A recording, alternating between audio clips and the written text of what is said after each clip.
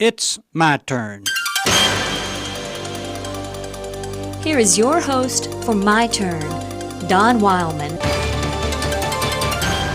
Emmanuel Dannon didn't live very long, but he lived well what few years he did live. He was without parents when he was 4 years old and was placed in the Milwaukee poorhouse. That's what they called it in those days. He spent his next 3 years in that institution. Then Mr. and Mrs. Samuel Norton adopted Emmanuel. The Nortons also adopted a girl at the same time they adopted Emmanuel, 2 years older than he. The two went to live with the Nortons on the farm in Marquette County. Emmanuel had been living with the Nortons for about a year when Mr. Norton, whom he called Paul, told the lad of 8 to tell a lie about something. The young boy answered back, "Paul, I don't lie." Steadfastly refusing to tell the lie that his adopted parent wanted told, Norton took Emmanuel and tied his wrist to a rafter until only his toes touched the floor. For the next 2 hours, Norton flogged the boy with switches, while the lad kept refusing to tell the lie. When the lad was at last let down, he turned to Norton and said, "Paul, I'm so cold."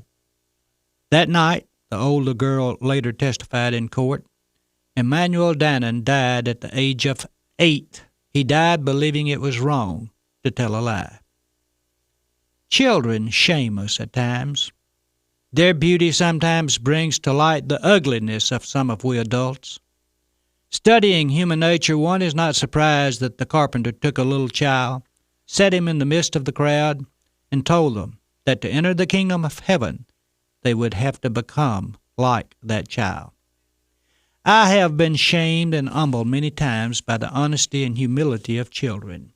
We adults have many prejudices and hatreds which we have ingrained in us over a period of many years. Children are free of this.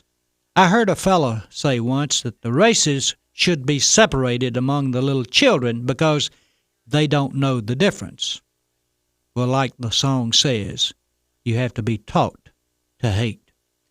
Maybe one day adults will go on believing some of those great doctrines which they believed as children: freedom, brotherhood, justice, love, helpfulness, kindness, appreciation, and all the others.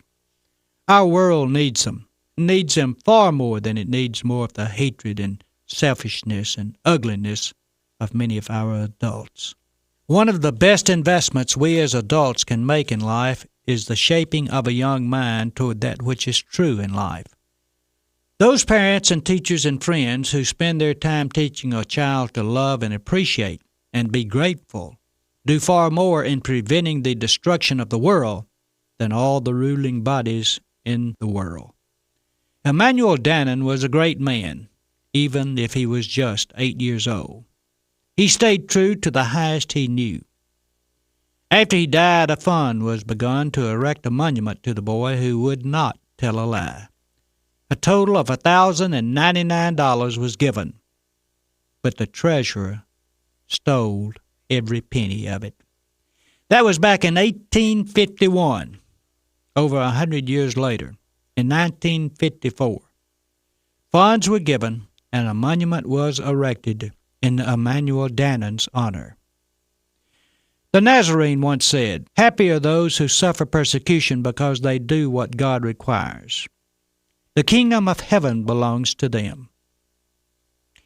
I believe I know where Emmanuel lives now, in that place which belongs to him.